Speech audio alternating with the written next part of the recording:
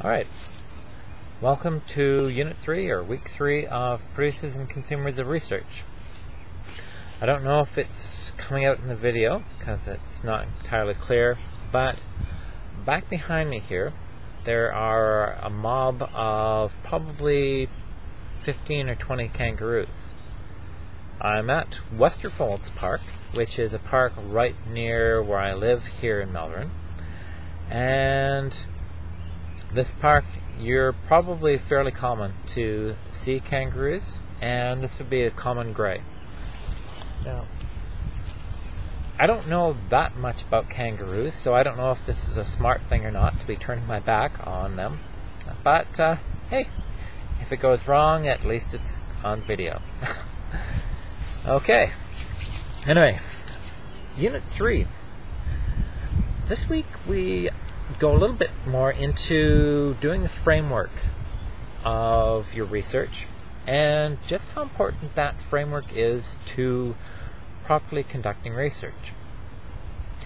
If you want, think of that framework as being kind of like a blueprint for your research, and like any good blueprint, you want to lay out where everything is going to be, how things are going to fit together. Blueprint, you have the materials set out and where your bathroom is and where your bedroom is and everything like that.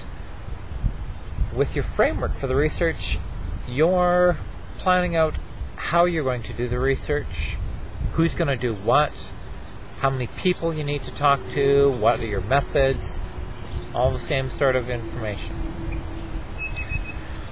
Like building a house, you set out your plans and you plan for contingencies as well. And that's going to happen occasionally.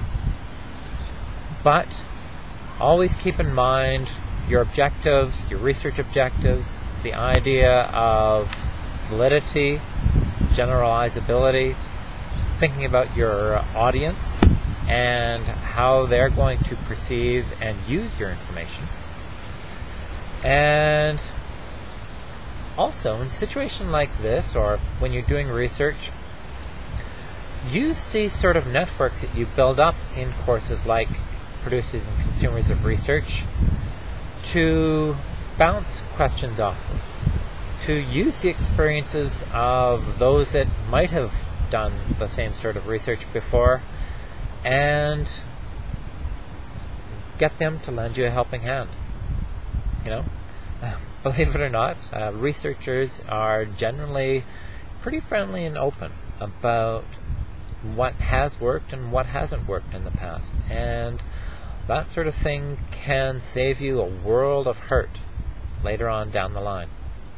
So, anyway, good luck with this unit and with setting up your frameworks. I've done a short audio as well, so in case you haven't listened to it or haven't seen it, it just goes a little bit more in depth. No kangaroos, and obviously it wasn't that bad of an idea turning my back on them. And see you guys next week.